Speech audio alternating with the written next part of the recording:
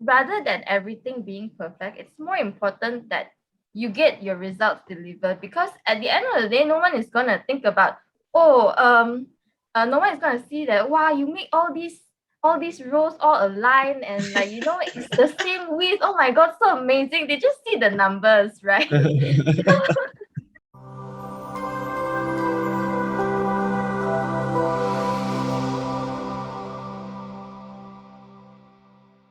Hello, everybody. Welcome to the Work Inspires podcast, the people's podcast for life, career, and business. So, you all know who I am, you all know who Jason is, but we have this wonderful and lovely lady with us right here, Sandra. Hello, Sandra. Yay, hello. Welcome, Hi, I'm so welcome, Sandra. welcome. excited. Welcome. Thank you for having us. Thank you for being here and taking your time. Really, really appreciate it. Great. So just to a hint of who and what Sandra has done is Sandra is a learning and development executive at Star Media Group, overseeing and co-running groups lead learning initiative talent programs, which also include the Star Graduate Program, Star Track. She's actually a graduate in psychology. I'm not sure whether she can read our minds or not, but we will really deep dive into that after this. So we have interesting questions for her. She's also part of the Sunway alumni, which is where me and Mallory was from as well, and has a very huge heart for growing people. So with that, let us all welcome Sandra. Yay! Thank you for having me here today. I'm so excited. I've been following the podcast since you guys started, and now I'm here. One fan right here. Development. Thank you. Loyal fan. Thank you. Great. I think this is also something new for us when we meet more new people, the more fun things we love to do with it. So before we deep dive to today's topic, let's us have a fun energizer with a simple game called Put a Finger Down. So instead of playing with 10 fingers, we're gonna play with only 5 fingers. You can chip in. So me and Asa will go first. Let's see whether we can survive who can survive longest. So let's start with put a finger down if you don't drink coffee. I mean, Correct, yes, correct. right, Sandra. I don't know. Correct. Okay. Asma, what about you? Yeah, figure it out as well. Okay, so your statement, let's go. Okay. So the next one is put a finger down if you have sulked when things don't go your way. Yes, a lot. Agree. Very dramatically. Agree. I can attest to that. Yes. So Sandra, your turn. Just your turn to try to shut us down. I'm gonna do this. Put a finger down if you don't have pets at home. I have pets at home. Oh man, I thought Jason did that. So just look at her, evil, but yes. I have pets at home. I'm still surviving, but yes. Okay, so let's move on to the next person. Okay, so this is also to see whether we have done our bed this morning. So put a finger down if you have not made your bed from this morning. Yeah. I don't understand the point of making my bed. You both make your bed. Hello? Why? It's okay. I'm on your side, Sandra. I kill myself as well. Jason, I think we know lah. I think we know already. Okay. But yes. Agree. Okay. But So yes. my turn. Okay. Put the finger down if you are a perfectionist. What? Working on Oh it. no. Nice. Sandra, let's see whether you can survive yourself. You'll have one more finger, Sandra. Oh my god, this is terrible.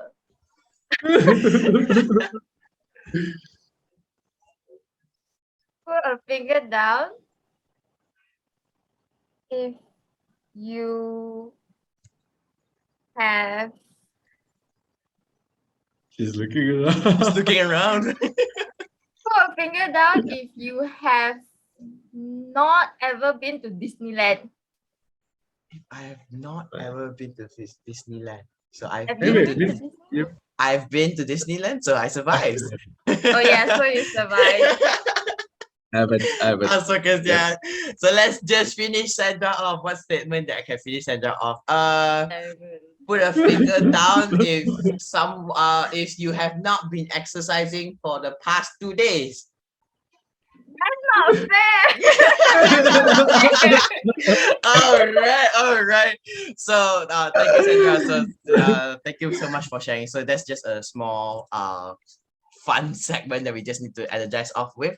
So let's deep dive down today on the topic today. So specifically the topic we chose was towards more on perfectionism, and how that's why we even in the put a finger down we asked you who was a perfectionist and how do you deal with criticism along the way as a perfectionist. So let's start off with something light, something that we know some of us here definitely are perfectionists. I think Asfa can agree as well. Himself is one as well. So how would you? Okay, let's do something with a light, simple term to start with definition. How do you define a perfectionist in your own terms, Sandra?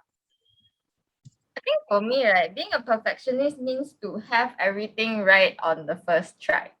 So, on a test, you must get 100. There's no 99, 99.5. It's more of a one-time, oh, I learned, I get it immediately, and I ace it, you know? It's sort of that Asian kind of mentality where you go, you need to be correct on the first try, you need to have it right, everything must go correctly, smoothly, you can't do anything wrong, there's no room for failure in this household sort of thinking. All right, but Sandra, if you think about it, right, and when you were young, did you I would say look at it as a high achiever instead of a perfectionist?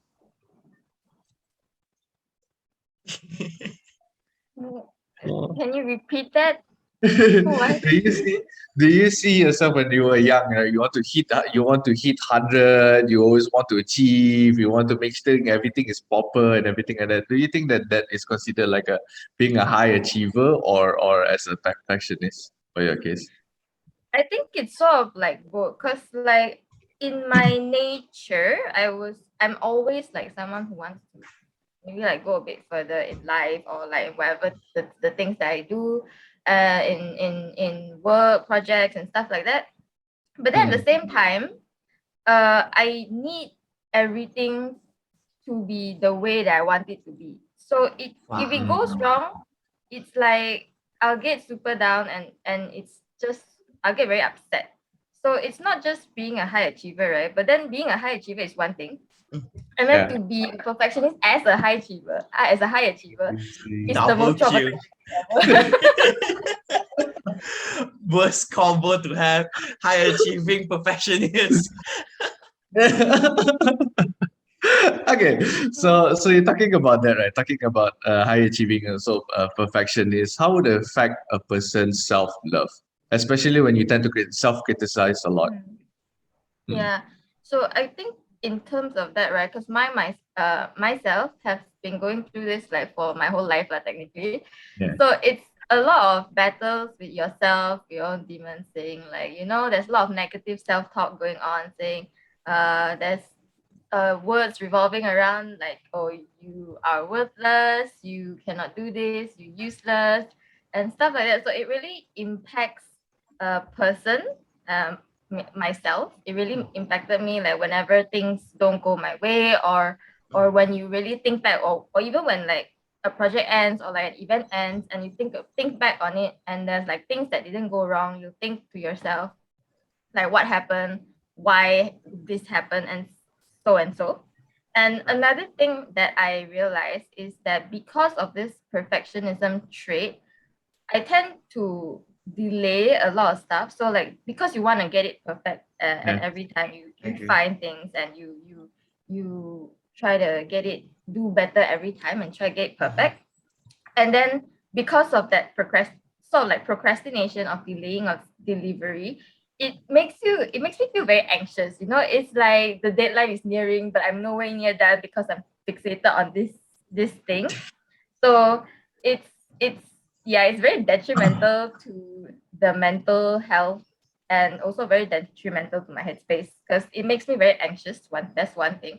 And then another thing is, you keep doing it and you don't get it right. It's also very it sort of like crushes your confidence and crushes yourself and you believing that your ability is not up to par. So Correct. yeah. Correct. I think just to write on to that question, I really love your answer. So just to write on would be this. Do you think that the perfectionism side was a trait you were born with?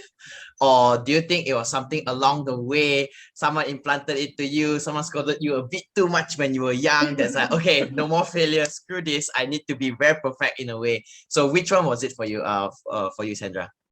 I love this question because this is Hmm. a very psychology question and something we learn in psychology as well is like the nature versus nurture thing when you are developing as a person, right? So in psychology, definitely it's a balance of both. For me, myself personally, I do think it's both as well, maybe a bit more on the nurture side, because when you ask that question, there were a lot of flashbacks in my head. Whoops. So Okay. that being smart, sort of like being smart in my childhood or like kindergarten, like how kindergarten you're best student award and then in primary school you get like straight A's, but then you start to realize you're starting to plateau, so you give yourself a lot of stress. And not only me, Mm, like maybe your parents give you a lot of stress. agree. So that definitely contributed, and me being myself as an a go-getter, high achiever, like me wanting to do the best in everything, that also adds on to the whole perfectionist, the whole Mm. nature and nurture sort of thing. So, Correct. I totally feel it. It's the kiasuness side, I presume. yes, The correct. simplest term to put it, the kiasuness side, everything want to be the top. I use even Yeah. just to share for everyone as well, in my family also, we had this one thing called because my name is Jason Fang, so the Chinese name Seng Feng. Those people in the Fang family cannot lose to other people. So that was a term Mm. that legit that it was drilled to us from young. So that's how our so-called kiasuness comes in, which is amazing as Now well. I know. Now I know where his kiasuness and Yeah, his hard-headed came from. Okay, now deeply I know. ingrained. Ingrained. But yes, I do agree with that statement. So yeah. So Asma, what Sandra, I about just you? yeah, I'm just curious, right? Like because just now you're saying about self-criticism and then you have to cope and then each other thing. So how do you cope Mhm. according on your end? How do you cope on that? I think this is also a very interesting sort of like journey because it's not Yeah. a one-time sort of like cope, So I've been having sort of issues. I don't want to call it issues, but challenges and struggles ever since I was like in middle school, so secondary school. And I met a really good teacher that taught me about all these feelings that you're feeling. Why do you feel so sad all the time? Why do you feel all this stress? And that sort of like pushed me to study psychology, like confirm I want to study psychology at 15 years old, which is quite impressive if you ask me. Wow. Exactly. Yeah, Means- so after that, it's been a whole journey of like trying to discover yourself, understand the psyche behind things, understand the mind, the behavior. And then, of course, I myself, I sort of like on and off since 2018, 2017 or 18, I started to go like to therapy and counseling and stuff like that. And it has been sort of like a journey to understand myself a bit more, manage myself a bit more. And recently, I've met this super great therapist. She is amazing. I feel like I found the best therapist for me. She's been teaching me something called acceptance commitment theory. So it's sort of like you feel all these emotions, like even though you have all this negative self-talk, you feel like you're worthless, you're useless. You have to take a step back and actually I literally she taught me this yesterday. You thank your mind. So you thank your mind, say, oh, thank you for this thought. And then it Wow. just feels weird because the thought will feel you will distance yourself from that thought and you will feel that it's very foreign to you. And like Mm, if someone so put it in like an analogy, it's like a stranger coming over to you and say, hey, your shoe's very ugly. And then you'll be like, you can choose like how to respond. You can excuse me, and like you can argue with them, say, oh, actually my shoe's very pretty. It's like freaking what's that? It's like freaking Gucci or something. And then the other person he still wouldn't get it because ugly means ugly lah. But then, if you change it and you say, oh, hey, your shoe's very ugly, and then you say thank you, the person will be like very confused, right? If you take it that way. And then what happens is like you go about your day lah. Like end of story. Correct. So yeah, I feel like that's a very useful way to cope. And I feel like it's been working for me really well as well. That's actually so powerful. I think that the term to just not respond the way they want you to respond is the few bully videos that we see. The more you respond back, the more they want to bully you. And when you don't respond, the person be like, hey, this is not weird. This is weird. This is not the response I'm waiting for. So yes, amazing. I think just to jump a short one. I love the part when you mentioned you went for therapy at the age of what, 15? At the teen age. Since 2017, 2018, I wanted to study psychology when I was 15. But to be that young and still be able to go therapy. So to walk us through that journey, because most of us here, I believe in therapy as well for now, but most of the time at the start when we were young, the common misconception is if you're going to therapists and if you're going to meet someone to help you, means you have a problem, you have a mental issue. So we want to debunk that as well. We really want to remove that whole myth. So what was your experience like? Okay, so my very first experience before I even went to a formal therapist is when I was 18, I think. Because I lived in boarding school sort of like my whole life and I wasn't really at home. So when I actually graduated from high school and moved back home, it was so weird. And it was very detrimental because when I was staying out, I had my own freedom and stuff like that. But when you're at home, you sort of like, I felt caged or like cooped up. So it wasn't a very good time for me, like, especially my thoughts and all. So there was this one time where I really couldn't take it. So I went to my mom. And then I just sort of tell her, like, I want to see a psychologist. Then I feel like she also didn't know what to do. And then nobody knew what to do. So like everyone was like, what happened? And then I was there crying. And then after that, I went to sleep. And then the next day, it's like nothing happened at all. It was my first experience, like actually like telling my mom or like letting people know that I want to see a psychologist. So then after that, obviously, because I didn't know how and stuff like that, I didn't actually follow through until there was this one time, which I think was a very significant time in my life. I went to an Imagine Dragons concert, my first ever concert, and it was the best. I lost my voice the next day. But during the concert, the lead singer, Dan Reynolds, he said something very powerful. He said something along the lines of like, I have depression and I seek help. It's not a sign of weakness to seek help, and it's actually like a sign of courage and bravery.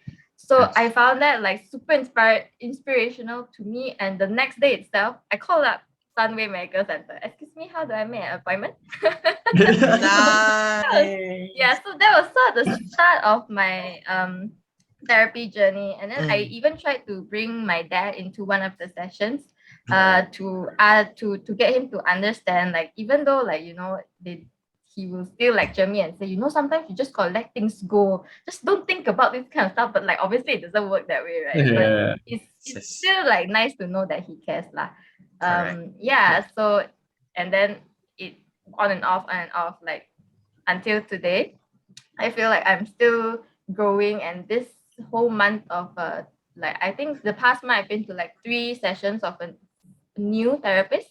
And it has been like amazing, and there has been amazing growth and insights. And I mean, if for anyone who is really thinking about getting therapy, or like you want to figure out your emotions and how to manage it, I would really, really recommend therapy. Amazing. Amazing. Thank you so much for sharing that story. It was a very touching personal story as well. And it's so amazing that somehow, maybe now we know why, right, Asfa, that she likes all these Good Vibes Festival. She likes music. That's where her inspiration and motivation Her remedy. her remedy came in. Oh my god, the clarity and remedy came in. Amazing, amazing, amazing. Great, great. So let's just zoom back out to the to Mhm. being a perfectionist, and then how can you start accepting yourself. So at Work Inspires and generally Work Inspires podcast, we value one word which is called practically these three core pillars, which is to inspire, impact, and initiate. So my question for even the audience as well, they would love to know, which is this: what is the one most practical step for the listener, the friends or families that's listening to this, can take in order to start accepting, like you mentioned, accepting what their imperfections are, and yet be still able to really progress and grow fast. So what's that one step for you, Sandra? Something that I learned throughout the past 2 weeks, because we joined this program called the Young CEO Development Program, is to fail to learn.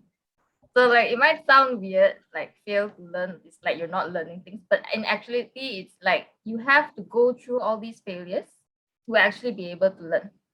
So in my point of view, like being a perfectionist, you're very, very, very afraid of failure. It's like your worst nightmare, like my worst nightmare is failure.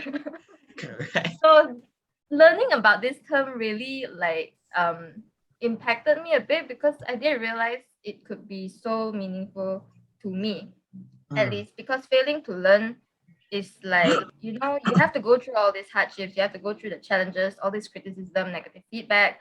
But then after everything you learn from it, you also be more comfortable with failing or with not being, like, not even failing, it's like not being perfect, you're comfortable with that. And also I think another important thing to note is, rather than everything being perfect, it's more important that you get your results delivered, because at the end of the day, no one is gonna think about, oh, no one is gonna see that, wow, you make all these rows all aligned and, like, it's the same width. Oh my god, so amazing. They just see the numbers, right? So yeah, Oh my in that god. sense lah. correct. That's a very good way to put it. Agree. A lot of perfectionists is like true.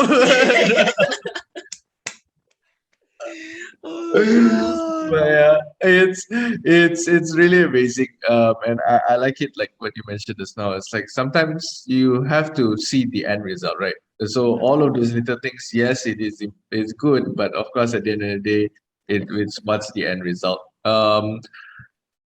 For me personally, right, I feel like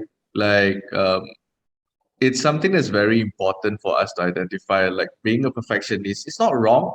There is pros and cons and all those kind of things. It's how we address it, like how like what Sandra managed to convey this now. How do we manage it, right?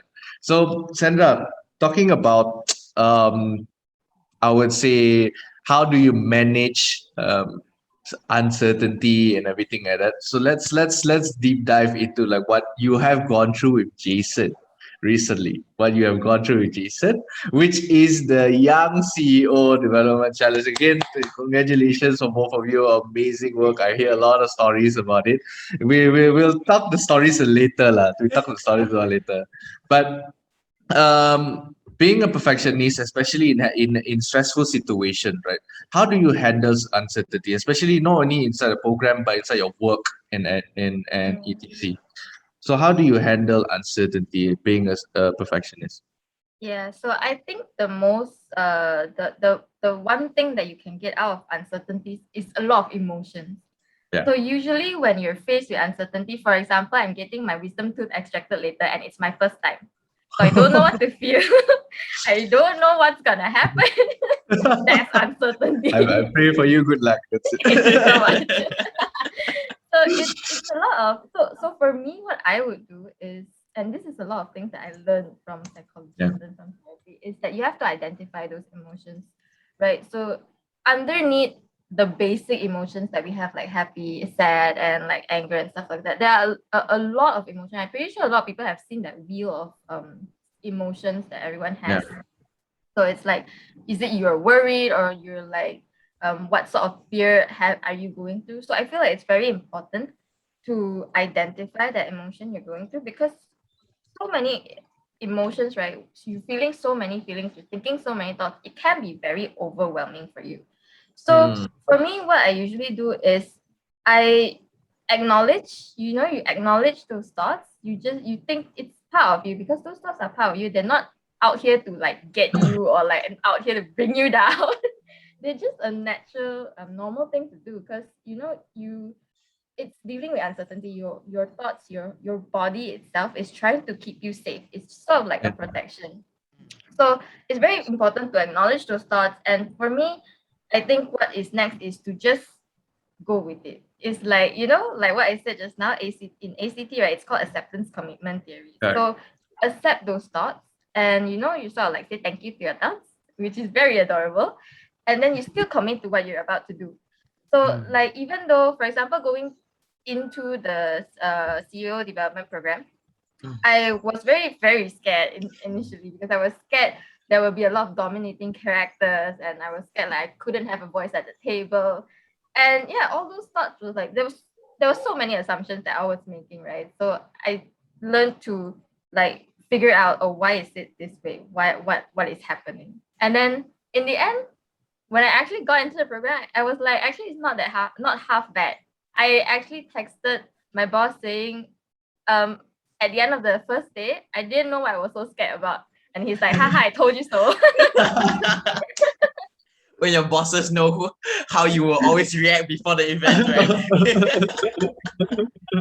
It's very important to acknowledge your feelings, Mm. but not to push it aside. And you don't just give up like that. You just go through with it.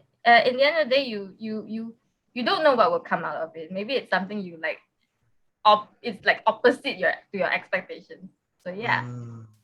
So I love the two words that spoke out to me the most was assumption and then your whole expectation of the whole thing. Because at the end of the day, we all love to, what do I put this term as daydream. We love to expect certain thing, we love to assume certain thing, but it may not be reality, but sometimes we may really, really create that fear in us, which is amazing, which I would agree as well. Just to share, since Aspa brought up the whole young CEO development program challenge as well. I think me and Sandra, we were chatting the whole way through. We were experiencing the thing as well. But that statement that you mentioned about you have to fail to learn is really true.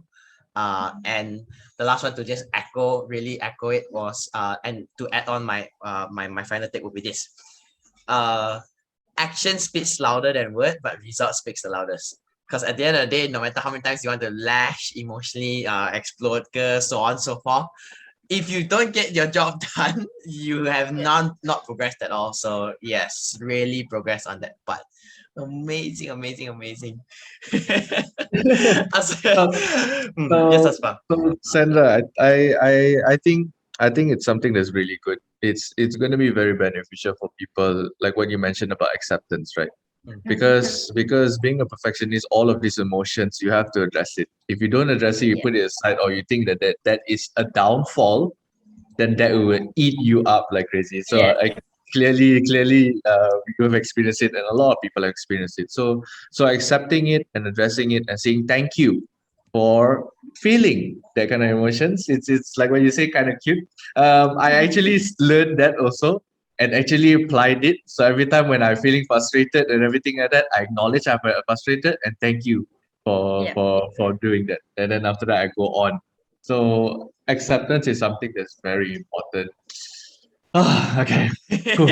I'm slowly accepting it also. But yes. Okay, so back to something on the personal side. On the personal side, I'm really curious. I always want to have these conversations with you, but again, every time we jump, it's either about work or something else, right? Yes. So, something that I really am curious is tarot cards. You have an interest and you know how to read tarot cards, right? So just share a bit about how it started. How it started with tarot cards. Honestly, okay, so it started when I was feeling very lost in life. So I think this was right after uni, you just graduated. I didn't know what I want to do. I feel I was in a full-time job, but I was like, is this really what I want to do? Or like, is there something even bigger out there for me to do? So this one fine day, I think I saw an ad, or I forgot how I came across my teacher, right? So she was doing tarot card readings, and I was like, okay, maybe I could get one and like figure out what to do in my life. So I went And it was a very I wouldn't say weird, but very unique experience and very interesting because everything she said she mentioned things right down to like my family, how my family thinks of me doing this, and what's the future gonna be like now in your current situation, in your current job, you actually feel like not fulfilled and stuff like that. So it was very a really reflection of what I was feeling and what was happening at the time. So I was like, oh my god, this is so cool, I need to learn how to do this. So just so happened she was also teaching how to read tarot cards, and I was like, okay, I have an interest, I have free time, like let's just try to do this and see where this takes us.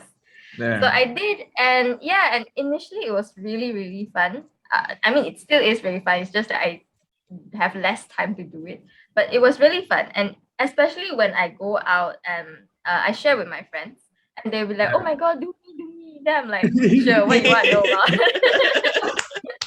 So that's the most. I think that's the most fun part of all of it.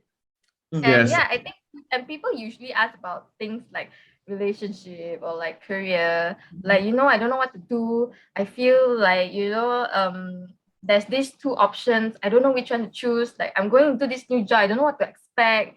So all these kind of questions they will ask, and it's just like everyone wants to know the outcome of things. Yeah. So like a lot of the times, because tarot cards is not like fortune telling, it won't tell you like, oh, you get into this job, you will earn thousands and millions of ringgit. It's not that way. It's more of Oh. giving you guidance of what you should do. So for example, if you were given choices, like the first card might be, it shows that if you go down this path, you might feel unfulfilled, or you might have problems in working in teams or things like that. Or in another card, maybe it would be like, there's this thing around your emotions. Maybe you feel a lot of emotions in this job, or in this relationship, etc., etc.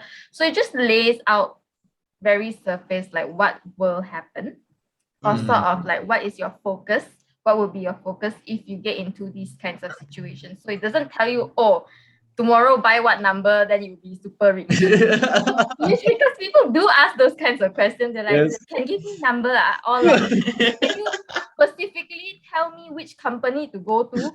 Then I'm like, it does not work that way, guys. The life does not work that way.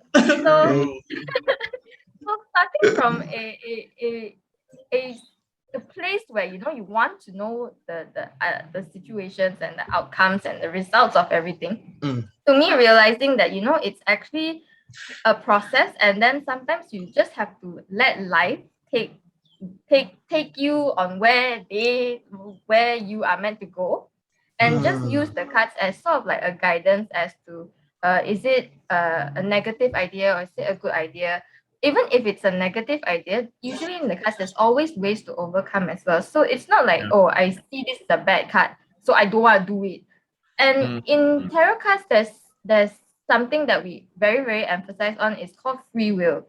So for example, people come to us and say, and sort of like very easy question is like, will I pass my test tomorrow? And if the card say yes, but you go back and you're like, oh, the card say yes, I need to study lah. And then tomorrow you don't know how to do, and then you come and tell me like, why your card's not accurate one? Then I'm like, hello, work that way. You still have to put in the work. Yes. So yeah, that's the whole story and journey. Wow, wow, wow. It's Yeah, just very really very, very interesting actually. I love the part where you said there is free will, and there's like how do I turn this out, Asfa? I think accountability or ownership towards the choices you take. Uh yes, every day in life we have definitely choices. The typical one is either you stay in bed or you get off of your bed and do something productive, and so on and so forth. Or whatever Sandra and me fail to do is either you make your bed or you don't make your bed and just leave it there and continue your day. Amazing, amazing. Yes, Asma. Sandra. Does this tarot card actually help you in just your uncertainty? You personally. For me personally, right, I would ask. So whenever I'm feeling some sort of feeling, I'm feeling off, or like I don't know what will happen. Like I'll be Yeah. like, let's try to pull a card and see what it says. Yeah. But usually, the card will be like, Actually, you don't need to worry so much. Or even if it's not like some kind of card, I will pull cards that say like, okay lah, actually this is a good idea. Or like, maybe you need to focus on your emotions or focus on getting people on your side. And it doesn't help me know the outcome. Yeah. Even if it doesn't help me Mm. know the outcome, it sort of like gives me like that kind of reassurance that oh, maybe things will be okay. Or even if it won't be okay, it will tell me like how do I make it okay. It'll be like, oh, focus on yourself, focus on other Yeah. people, try to get people's help. So it sort of gives me that direction. And it definitely has helped me when it comes to like dealing with these sort of uncertainties and dealing with um worries. Like, sometimes you Mm. think too much and you'll be like worrying a lot.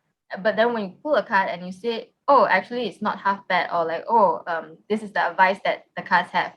And Yeah. you feel a bit more grounded, you feel a bit like more reassured.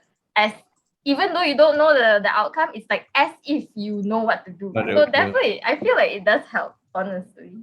Nice. Even I agree because like when you said that, right, it really hit me. So like sometimes, right, when there's a lot of uncertainty in my life or things that I want, I will always tell myself, okay, I'm gonna listen to a song, okay, Mhm. and then some just because I have that thought, okay, what is God trying to tell me, or what is the universe is trying to tell me. Yeah. So when I play a song, a specific sentence would actually help me in this and all this kind Oh, of thing. So I think you would also relate oh it in Yeah. current God. words. Yeah, I love the song part. I think I shared with you this yesterday as well. As far the song Yeah. when you asked me, do you have any song preference? I said no. In a way that I let the universe decide songs for me. So there Mhm. was just a little bit backstory. I was having a downside of life. There was arguments within relationship, and then um someone told me, I was like, okay, it was during Christmas period, so believe in Christmas miracles. So I was like, okay, in my mind, I was like, okay lah, Christmas miracle, okay je lah.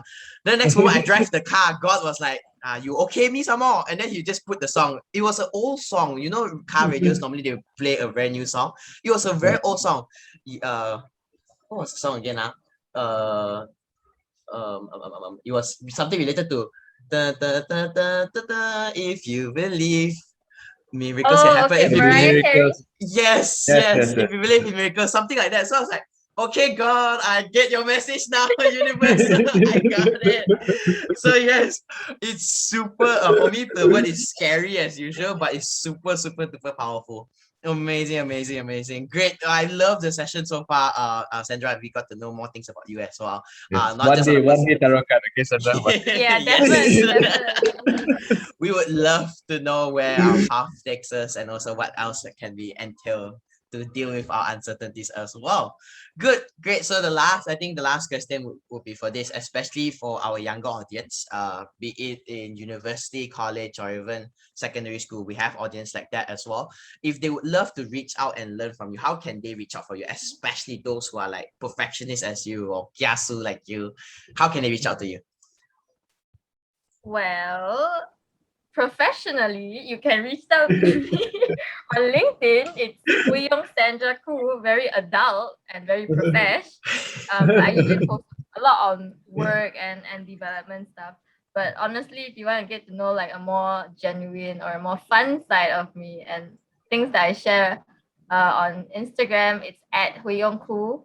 I usually share about my life. Obviously, everyone shares about their life. Um, Societal issues, things like injustice, equality, and things like that. That really keeps me going. Insights I get. Sometimes I share things like I am going to write this, but I'm going to share about what I learned in therapy and stuff like that. So yeah, I share about a lot of different things, and I love talking with people, especially on Instagram as well. So yeah, please reach out and make friends. Yay! Nice, nice, nice. Thank you so much, Sandra, for that. And of course, for those people who are tuning in, please do follow her, add her on LinkedIn, add her on social media. She's a really fun person, and she every time when I see her Instagram, it's always something different. She is trying new things, very very adventurous. This woman right here. All Agree. right. So with that, of course, we can talk all day long, Mhm. but because of the time, I want to say thank you so much, Sandra, for having us and also for being here and for sharing. I learned a lot of nuggets. I think one big impact that I got is the accepting your emotions. Mhm. That's something that's very, very important. Saying thank you to negative and also certain things that you are currently facing. Because that also molds us for who we are in the future, right? So really, really appreciate it. Thank you so much, Sandra, for making time, and for all of those viewers. Thank you so much. Whether you're tuning in, whether you're watching it on the social media, whatever it is, we really appreciate your support. We have our number one fan over here. So, and whichever platform that you are watching or listening, please do message us what are your nuggets that you have learned inside this podcast. And with that, thank you so much, everybody. Take care and stay safe. Thank you, everyone. Bye. Bye bye. Hey everyone, thank you so much for watching this episode. We are here to inspire, so we really appreciate your support. Do share this to those people who you know can benefit from this podcast. Don't forget to like, follow, and subscribe all of our channels: Spotify, YouTube, LinkedIn, Facebook, Instagram, and TikTok. Take care and see you all soon.